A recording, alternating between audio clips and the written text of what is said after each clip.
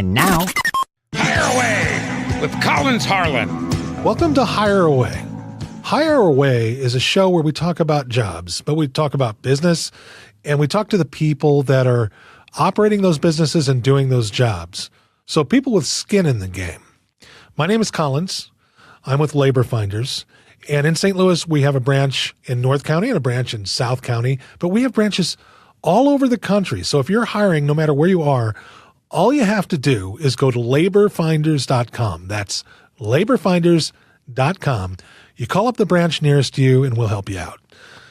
All right. So before I introduce our guest, we have contractors calling us here in St. Louis that are concerned about the H-2B visa worker program. These are companies that rely on repeat seasonal workers that come in legally. I want to mention that because it's such a hot topic these days. These are legal workers through the H-2B visa program. But this year, the cap has been cut, and there's a lot of companies that are concerned that they're not going to get their workers on time or at all. And that's a problem. But if you're in that situation or you know someone in that situation, please have them call Labor Finders, because we can help bridge the gap and keep them productive, these companies doing business, while they wait for those workers to arrive. Okay, so our guest today, Jerry Solis, our senior branch manager in Albuquerque, New Mexico. And this guy, he is one of the most successful branch managers we've had. I've been with the company a little over 20 years, and he's always at the top of the charts, man. He is a firecracker. So if you're in business development, if you're in staffing, or whatever form of sales you're in, he's your guy. He's going to tell you some good ideas that can help you move your game along and move the needle in your particular field. So enough of me talking about it. Let's get to Jerry. Let's do this. Hire Away! Jerry Solis, welcome to Hire Away. We finally got you on. Yeah, thanks, Collins. Thanks for the invite. You're very welcome. You and I have been here a long time. How long have you been with Labor Finders? This February will actually be 10 years. 10 years. Wow. 10 years. But you've been in the business longer. I've been in the business close to 30 years, 28, I believe, 29 roughly, since I was 20 years old. Holy cow. With that. Yeah. Well, let me ask you this then, since you've dedicated your whole life to staffing and sales. What did you want to be when you were a kid? What did you want to be when you grew up? Funny story. I wanted to play third base for the Dodgers. That was my dream. I grew up in the 80s where, that they had that Fernando Valenzuela thing, and we got hooked, man. So yeah, that's what I wanted to be. That or comedy. Wait a minute. A professional sports guy or comedy? There's a disparity there, but okay, that's great. Yeah. But you chose staffing, so that's all right. We're happy to have you. Thank you. You're known, to kind of get serious and get right into this. Yes, sir. You are known for your leadership abilities, your coaching abilities, and you have a very good team. I want to start, I guess, by asking you, what's your strategy for mentoring people and inspiring your team? Yeah. So because I got into staffing at such a young age, and I got promoted pretty quickly, I focused on mentors at the time, and the mentor at the time was my high school football coach. And I thought that was the best leader I could represent. So I've always coached, or I've always led like a coach, because that's what I knew best at the time. I focus on my staff. I focus on really building them up and pushing forward their strong suits, and not really focusing on their weaknesses. Just kind of. Let me stop you there. And yes, sir. It's kind of rude of me, since this is about you, not me. But there's a business consultant that I used to read a lot. His name was Peter Drucker, and he talked about what you're just saying now, which is focusing on strengths. And his idea is that you want to leverage talent and not focus on eliminating flaws. In other words, enable the strengths. Would you agree with that? Yeah, 100%. I think all of us tend to focus on our weaknesses, and we sometimes let that stop us in many occasions. So I push forward with my strong suits, and that's the way I lead my team. One of my strongest players that I have is she's been with me for 20 years, and when I really figured out that I needed to get to the next level in staffing is when I realized that I needed to kind of replace myself in the staffing world, train your replacement. And so instead of having, in essence, one Jerry, having 2 or 3 Jerrys in my offices, that's when my career really took off. Well, that's interesting. So focusing on strength and then trying to position your staff in a position that they complement each other, but also they can be a Jerry. What does that mean, by the way? What do you mean by instead of 1 Jerry, 2 Jerrys? I think I know what you mean, but elaborate on that a little bit. Yeah, so when you're young in the game and you're getting in there, sometimes you're subconscious and you think, well, if I teach them to do everything, then I'm not as valuable. But it's quite the opposite. When you train them to be just as strong as you and possibly, to be honest with you, some of my staff is stronger in a lot of cases than I am in organization, in operations. I really, like I said, just focus on their strong suits and just push forward. I want them to be better than me in every which way. Right. Well, you had talked just now about some mentors early in life, like your football coach, right? Yes, sir. What about in your professional life? Who's influenced you the most in your professional journey? Any mentors that you can tell us about? Yeah, Collins, I've had tons of mentors. Like I said, I've been in the staffing world almost 30 years. I've had tons of mentors in my career. But the one that sticks out the most is Donnell Archer, who was at the time my district manager. And he had an unfair rap. A lot of people call and they would tell me, oh, you're going to hate working for this guy. And I got to know him really well, and he got to know me really well. And to be honest with you, it was much different than what everybody was saying. Funny thing is, the only thing that he required for you to do is to do your job. It says that. Wow, what a high bar! I know, right. Yeah, so he demanded execution. He wanted for you to show results. That was his main focus, and what I really appreciated by him is he held everybody accountable at the same level. Whether you were on the bottom or you were the top, everybody had to pitch in their fair share. That's interesting. When you say holding them accountable at the same level, I know what you mean. But what happens when you don't hold people accountable like that? It's for morale. I think it really hurts the organization when you have a team and everybody's focusing on the same goal.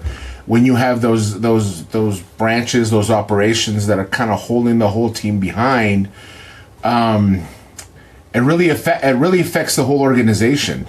When everybody puts in their fair share of work and everybody's delivering winning results, the whole team wins. I've seen it, and it's a wonderful thing when the whole group just demolishes goals, and that happened a lot with Donnell, because we ended up one year out of 800 branches, we were the top district a few times over. Nice. Top 5, actually. Yeah. Well, that makes sense. Has anyone, you've been at this a long time, so you had Donnell, but can you think of a time when somebody who was a mentor, maybe, I guess, or somebody you worked for that gave you just a pearl of wisdom? He just pulled it down. Oh, yeah. Made a lot of sense. So Donnell, same individual, there was a couple years, and in the staffing world, Collins, you have those roller coaster years, right? You have some amazing years, and then you have those downfalls. 2008 for a lot of us in the staffing world was quite brutal, and I remember I was having a tough time, and one of the nuggets, as you called it, he told me, try something. Think of what the most uncomfortable thing you could do and do that. Why did he say that? What give us the context behind that? Like, why did he say that to you? Oh, I think the reason why, and this is what I gathered from him, is that we believe that we've tried everything. And we do. I think subconsciously we try everything that's comfortable, everything that's easy. And sometimes for you to get a different course or a different result is you have to try those things that you don't want to do, that make you feel uncomfortable, that put you in the spotlight. For him, his exact the reason he was bringing that up to me is I was always great, Collins, at selling, the warehouse manager, the construction superintendent. Where I had my weakest point at the time was talking to CEOs and, the higher echelon in business. I was a little gun shy. I felt insecure. But I focused on really selling deep within organizations, getting in there. And you have to sometimes go from the bottom all the way to the top to sell an account. And that's really where I saw a difference in results. So what was the exact... I'm sorry, go ahead. That's where I really saw the results, because not only was I closing influencers, but I was closing the decision makers in really tough accounts to sell. So what was the exact quote from him one more time? Think of the most uncomfortable thing you can do and do that. And okay, so that's a really interesting quote. What I read into that, just from our conversation right here and the context that you gave, is when you think of the most uncomfortable thing that you could do, chances are you're probably not already doing it. Right? No, you're right. Right, exactly. You're skipping that, and then maybe it's subconscious, or maybe you're doing it. But sometimes trying something you've never done, it could only work, or you could try something different. That's right. Nothing ventured, nothing gained. But sir. That's a brilliant jewel that he gave you there. I love the fact that you're passing that on to us. Hopefully there's some people out there in sales or business development that can utilize that and maybe try something different. That's pretty cool. Sure. So you've accomplished a lot. I can't list all your accomplishments, but I will say this. I don't know if you're the most profitable office in our entire structure, but I would say you're always in the top 5. Would you say that's probably true? Yeah. In my 10 year, I think that's a true statement. I've been here almost 10 years, and I think that first year took a couple of months for me to get to some serious numbers. I think when we started off in the first 8 months, we had grown 200%. Yeah. So, and we've kind of maintained that the whole time. What do you think? Because you have accomplished a lot, but other than just profitability and growing 200% in a short amount of time when you first started, what sets you apart? If you had to diagnose yourself and think, what makes me who I am, what would it be? I think it's my sales process, Collins. I think I've kind of mastered identifying a task-driven client and a relationship-driven client. That relationship-driven client is pretty important in our industry because there's, like I said, there's peaks and valleys, right? And if in those valleys, if you can't gather good relationships, if you can't build good relationships, how do you take away a customer how do you steal away some business from a customer that is 100% happy with their current provider? And the answer to that, Collins, is that the only way you could do that is by building a relationship, a strong relationship. People love doing business with people they know. Ah, yes. Yeah. So you mentioned a task-driven. For people who don't know what that means, what is the difference between a relationship-driven client and a task-driven client? Yeah, so a task-driven client is one that has a purpose. They have a job to do. So a lot of task-driven clients are like in the construction field, right? Where you talk to a supervisor or superintendent, and on Monday next week, he has a job to do. His relationship with you is very secondary. You know what I mean? He just wants to get this job done. If he talks to you and he knows you're competent, your company's competent, and they can get the job done, he wants to push forward and then possibly move on or continue to do business. But what's driving him to buy from you is the task that he has in front of him. He doesn't want to talk about the weather. He wants you to deliver. Yes, 100%. Gotcha. That makes sense. So what do you consider to be one of your biggest success stories in staffing? I've had a lot, and this was a tough one to think about. But for me at the time, is I had moved from the type of staffing we're doing now, Collins, which is the on-demand and some light industrial. I moved on to a different agency that we did a lot more professional type of business. And one of my biggest customers when I first joined that organization, we were using about 30 to 40 call center reps. But they were within a building, and this was a healthcare customer, a healthcare insurance customer, just so I don't use the name. Sure. And what I thought about is, if I have 40 people on one floor, and this building is 7 floors, like, how much more business is there to be had here? So I took the opportunity with one of the supervisors, because within each call center there was a different bay. So we were in 4 different bays, 4 different supervisors. I asked every single supervisor if they can refer me to somebody different or somebody new in the organization.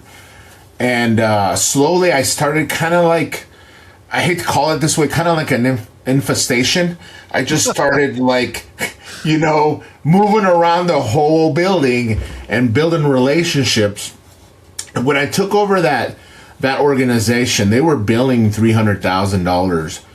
And a year later, we were billing 5 times that. Really? Yeah, just by asking for referrals within the same organization. It was, for me, it was the path of least resistance.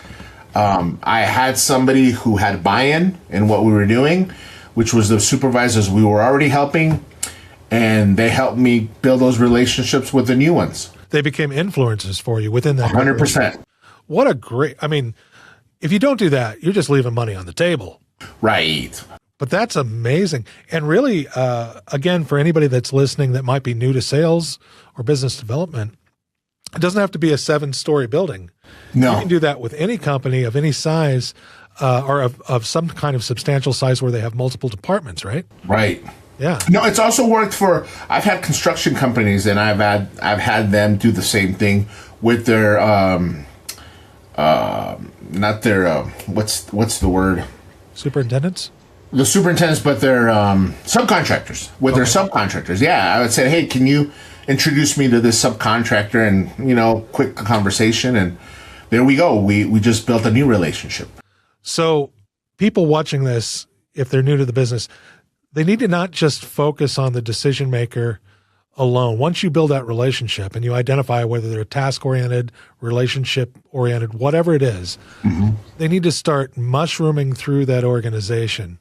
Right? They need to start reaching out and developing other contacts. 100%. What I like to call that, Collins, is going in 3 wide and 3 deep. Meaning that, if you can go in and contact 3 people within an organization, in and wide, you're bound to get a decision maker in that process. Well, and another thing I can think of that this would be insurance for is, you can have the best relationship in the world with a manager, a human resource person, whoever the decision maker is. And then you call one day and they're gone. They're Right. no longer there. Right. Tell me about how that helps. Oh, 100%. Because you don't have to rebuild it all. You already have the organization that has a strong influence. Then they want you to succeed. So they're going to pass on the baton to the new person and say, hey, we've been using them for 5-10 years, whatever that number is. And then just keep going with it. So that's really good information and good strategy. And I guess that's what you mean by what's kind of set you apart is you've learned all of this about the sales process and built it into your MO, right? This is all part of your sales process. It is. What has been important to me in my career is the fact that I've taken a very important strategy of just perfecting my craft, I guess you can call it, where I just tried different things until something stuck on the wall, and then I just keep running with it. Oh, so that's an interesting philosophy because you feed your successes. Whatever works, you do more of it. Exactly. Whatever doesn't, you better be taking that away so you have room to do more of what works. You have to, and especially in a tough town, a tough market like Albuquerque, it's very important. It's very important for you to build good long-lasting relationships, because there's not a lot of business to be had. So if you burn somebody, you're taking away a big market share out of your own pocket. There's not a lot of bridges to be burned. No. You're not crossing the river if you burn too many of them. So. Nope. So I'm going to ask you a really, you might have to think a little bit more about this. Okay.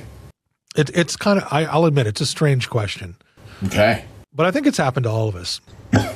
In your professional career, has anybody that you've worked for ever doubted you? Oh. And then the second part to this question is, have you been able to prove them wrong? I've been an underdog all my life, Collins. All my life. I'm not very tall, and I was an all-state football player. I had a lot of doubt then from high school, and I've had a lot of doubt throughout my whole career. You do jiu-jitsu too, right? Yeah. I do. I've done Brazilian Jiu-Jitsu for quite a while, 14 years. I received my black belt about 5 years ago.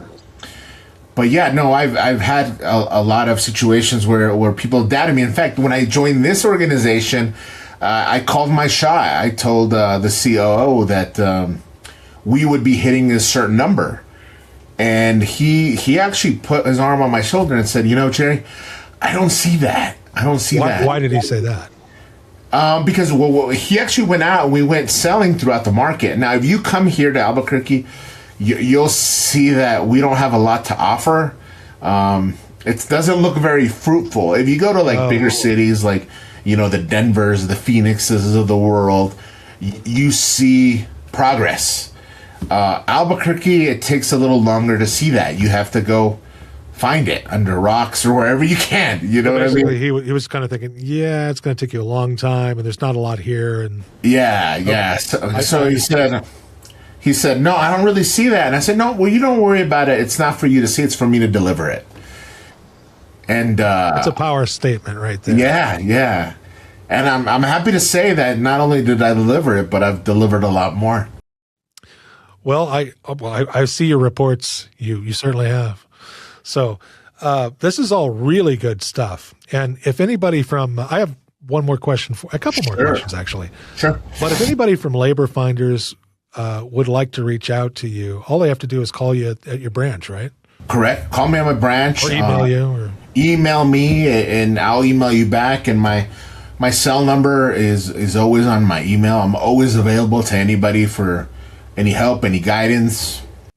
I would encourage anybody that's new to this business. I had Gus, our corporate trainer, on Love Gus. episodes back. Yeah, me too. He's a great guy. But he basically was saying that people that come to this business and don't have prior experience, it can be a little overwhelming, And so it's really great that you said that. I would encourage you to reach out to Gus if you're new to this business. or even if you're not, you have some questions, you just want to bounce something off of somebody that's had a lot of success in this industry. So moving on though, we talked about your successes. Yeah. But you can't hit a home run every time you step up to the plate, right? No. That's just not how life works. All right. It isn't. Yeah. And I'm gonna disclose something for those that think they can go sell in this industry and sell an account on one visit. I have done that a total less than 5 or 6 times in my whole career. In close to 30 years, I've done that about 5-6 times, Collins. The one I think, if I think about it, the one that hurt the most was in that same staffing company where it was more professional. I sold a large waste company, and the promise from the HR person would be $5 million in billing for the company. We would be billing $5 million a year. That's huge. Yeah. And so me thinking I just won the lottery, that I'm going to have a parade made out for me for my successes. Floats coming down. Yeah, exactly. It's banners, championship belts, you name it, Collins. I was going to receive it all. But this organization was very risk cautious. And I spent a lot of time because, once again, when you're building relationships, it's a long process. It's months, and so I think I had invested 6 to 8 months building a relationship with this client, and I took it to that organization, and and they said, "Oh, I'm sorry, we can't do that. We can't." Just flat out, no. They said, well, this is what they said. They said, you could do the admin part, but you couldn't do the drivers. You couldn't do the diesel mechanics. You couldn't do the recycling centers. In other words, the part that would bring you $500 million or $5 million. $5 million. So they kind of handcuffed it to more like $30,000 to $50,000 a year, and this organization really wanted a one-stop shop, so the whole thing blew up. But it taught me some valuable lessons, is that you have to know your audience, and for me the audience was the organization that I was working for. I got a little overzealous, got I guess punch drunk in the possible revenue, and I ended up wasting quite a bit of time. That's what I was thinking. Is I was trying to put myself in your shoes and figure out, what do we learn from this? And that's what I came up with too, is you mentioned that, this is relationship building. You spent a lot of time getting to where you got that purchase order. And you just kind of have to make sure that you know the play with whatever company you're in before you do that. Sure. But I still applaud your not aggression, ambition, maybe? Yes. You went out there and you made something happen, I was trying. I was a big trying. chunk of business. But there's lessons to be learned, right? There is. So, all right. So if you could give any advice to your younger self, let's go back to, when you got into the business. If you, let me put this another way. If you were sitting in a cafe and you saw a young man or woman talking on their cell phone, and you could tell they were in our business and they were just starting out, and you could tell they were fiery, they wanted to be successful.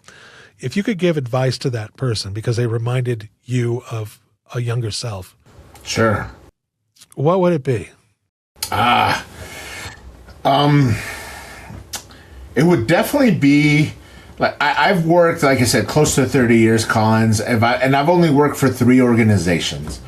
The first one I learned immensely. I really learned this business out of the first one that I worked for. I worked for them close to 14 years. The second one I worked for 4 years, and this one now I worked 10 years. So I think what I would share is that it's good to have good tenure. I think the good mark is around 5-6 years. move around to different organizations, because you learn more things. You get more skills. You learn how to do different type of staffing. When I moved from my first staffing company to the second staffing, I learned about direct hires. I learned about IT work, nurses, teaching in staffing, educational. I learned so much every single time I made the move. It's very similar. We talked earlier about me being a Brazilian Jiu-Jitsu, a black belt. I learned the most from training, not just at my gym, but going and trying different dojos around Albuquerque, around New Mexico, around Texas. Each one had their own style. Each one had their own techniques. And each one had something to offer. For my career, if I had to do it all over again, Collins, I would do that. I would make myself a little more flexible of where I can and can't move. Try different markets. Just kind of start that process over and really get as much cross training as possible. So what you're saying is, because in the past, like our parents' generation, it was all about tenure. Right. They were working towards pensions and things of that nature, right? Right. Our economy isn't like that. And what you're saying is, don't put the emphasis so much on tenure. Put the emphasis on opportunities to learn new things. Exactly. Okay. Exactly. That makes sense. 100%. And you said one thing earlier in the interview here. You said that you always try to learn more and up your craft, up your game. Correct. That's all part of it. Exactly. It kind of resonates with what you said earlier. So I got one more tough question for you. Okay. Because we're getting short on time. We're kind of limited. We want to keep everything around 30, 35 minutes. When it's all said and done, when you've retired from staffing, or even when you retire from labor finders, if you want to think of that, it doesn't matter. But when you retire, it's all said and done. What do you want your legacy to be? It's a tough one. It's a very tough one. So once again, I keep going back to this, and I feel terrible about it. It's almost like I'm showing off. I've been 30 years almost in the staffing world, and I have only fired 3 people in my whole career. It's amazing. Yeah, and the reason why is because I don't give up on folks. I don't focus on their weaknesses. I focus on their strong suits, and I encourage the heart. So my legacy would be the people that have worked for me, that have gone on to bigger and better things. I hope that I helped them in the process. I hope they learned from me. My drive, my winning mentality, and my refusal to quit in a lot of ways. Yeah. Jerry, well said, all of it. You're the real deal, man. You're the total package, dude. Thank you, sir. I try. Yeah. That's all I do. Yeah. And again, anybody that's from Labor Finders, you can get into our system, email Jerry. I would encourage you to reach out. But if you're not with Labor Finders and you're hearing this podcast, Jerry's on LinkedIn. So just get on LinkedIn and reach out to Jerry Solis and make a connection. Jerry's a good connection to have, man. Yes, sir. So, there's Jerry, a picture of me. There's not a lot of gray hair there. Yeah, but you're in a breasted suit as well, if I remember correctly. Yeah. Pretty fancy suit there. Yeah. So Jerry, it's great to do business with you. Jerry's our senior branch manager in Albuquerque, and it's been fantastic having you on, man. Thanks, Collins. I appreciate it. Take care. Wow, what a great interview, huh? That gentleman is, like I said at the beginning, one of the most successful branch managers we've had. And I consider him a mentor to me as well. We've been working together a long time, and we've bantered things about, and he's been very helpful. So great guest, Jerry. Thanks for coming on. Don't forget to stay tuned for the job of the week. All right. So we're going to have that up. And also, if you're still listening to this, that must mean you like the show. And if you like the show, why not share it on social media? Help us grow. That's kind of a blatant ask, but please share it on social media. All right, thanks for watching. We'll see you next Tuesday. Hire away with Collins Harlan.